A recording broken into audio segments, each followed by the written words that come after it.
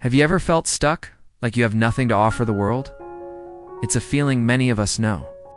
But what if I told you that the key to unlocking your greatest potential lies not in what you have, but in how you think?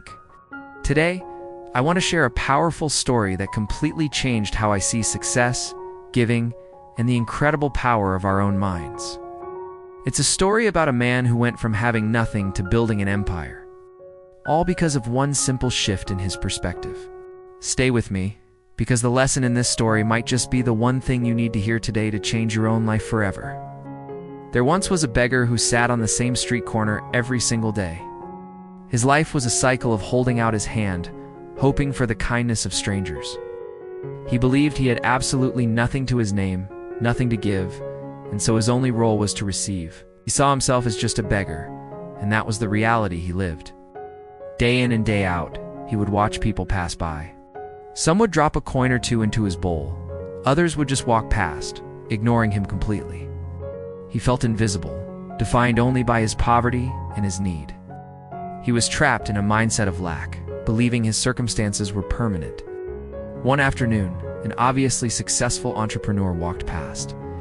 The beggar, as usual, held out his bowl, hoping for a generous donation. But instead of giving him money, the entrepreneur stopped and looked him in the eye. He said something that would echo in the beggar's mind for years to come.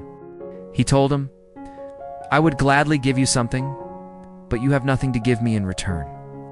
We are both businessmen, and business is about exchange." The beggar was confused. "A businessman?"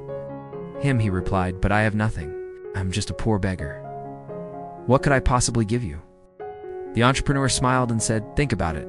There's always something. I'll be back in 1 year. When you have something to trade, we can do business." And with that, he walked away, leaving the beggar completely bewildered, but with a seed of a new idea planted in his mind. For days, the beggar couldn't stop thinking about the entrepreneur's words. Business is about exchange. You have nothing to give me in return. He looked at his empty hands, his worn-out clothes, and his begging bowl. It seemed impossible. What could he possibly offer? Then one morning, as the sun rose, he noticed a patch of beautiful, vibrant wildflowers growing in a nearby park. An idea sparked. It wasn't much, but it was something. He picked a handful of the most beautiful flowers. That day, when someone dropped a coin into his bowl, he handed them a flower in return. He did this for every single person who gave him money. Strange things started to happen. People's reactions changed. Before, they would drop a coin and hurry away. Now they would pause, smile, and thank him for the flower. Some even started giving him more money than they usually would. They weren't just giving him charity anymore. They were engaging in a transaction, a small exchange. The beggar started to feel a flicker of something he hadn't felt in years: pride. He realized he wasn't just passively receiving anymore. He was actively giving something, no matter how small. He was adding a little bit of beauty and joy to people's day, and they were rewarding him for it. This tiny shift changed everything. The next day, he woke up early and went to the park. He didn't just pick a few flowers this time. Carefully gathered a large, beautiful bouquet. He arranged them nicely and sat at his usual spot. As people passed by, he no longer just held out his bowl, held up a flower and said, "A beautiful flower for your kindness." The response was incredible. He made more money in 1 day than he usually made in a whole week. A profound realization dawned on him. He wasn't a beggar anymore. He was a flower merchant. People weren't paying for his poverty. They were paying for his product, the beautiful flowers he provided. This new identity empowered him. He was no longer a victim of his circumstances. He was an active participant in his own success.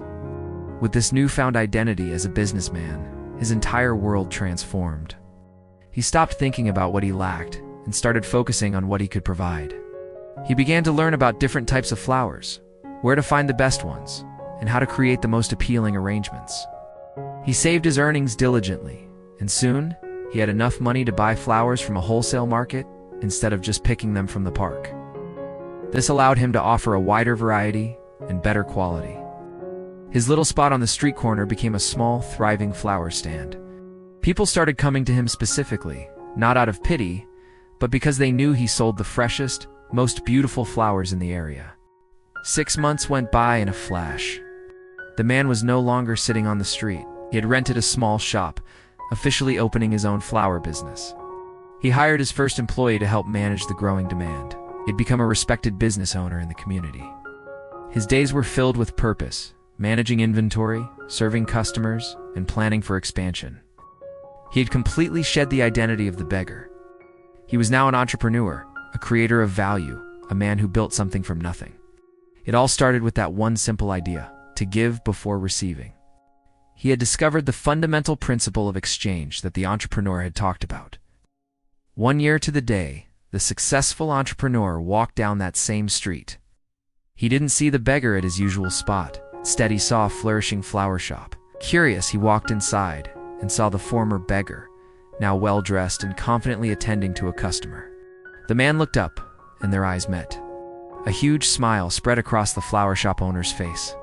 He walked over to the entrepreneur, his eyes shining with gratitude. He didn't need to say a word. "Ah!" The entrepreneur simply smiled back, a knowing look in his eyes. The man then said, "Thank you.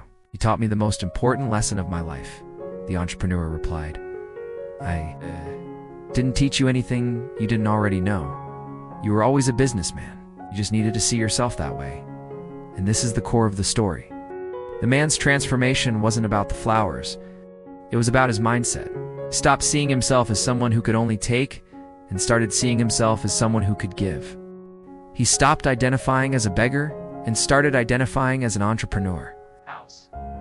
The moment he changed his thoughts about himself, his actions changed. And when his actions changed, his entire reality transformed. He didn't magically receive new talents or resources overnight. He simply unlocked the potential that was already inside him by changing his self-perception. This story holds a universal truth for all of us. Your life is a reflection of the story you tell yourself. If you tell yourself you are weak, incapable, or have nothing to offer, that will be your reality. You will constantly look for evidence to support that belief. But if you tell yourself you are strong, resourceful, and have unique value to give, you will start to see opportunities everywhere. Will act in accordance with that belief, and your world will begin to change. You'll become what you think about most of the time. This isn't just motivational fluff. No, it's a fundamental principle of how our minds work. Our thoughts shape our identity shapes our actions, and our actions shape our destiny. So I ask you, what story are you telling yourself today? Are you focusing on what you lack? Or are you looking for the wildflowers you can offer the world? Maybe your flower is your kindness, your skill, your knowledge, your unique perspective, or simply your time and attention. Everyone has something to give. The principle of exchange is always at play. To receive love, you must first give love. To receive respect, you must first give respect. To receive value, you must first create value. Don't wait for the world to give you something. Start by giving. See yourself not as a passive receiver, but as an active creator. You are an entrepreneur of your own life. You were from the very beginning. Just need to start seeing yourself that way. Thank you so much for watching. I hope this story inspired you as much as it inspired me. If it did, please hit that like button and subscribe for more content that helps you unlock your own potential. And I'd love to hear from you in the comments below. What is the flower you can start giving today? Let's share our ideas and inspire each other. Thanks again, and I'll see you in the next video.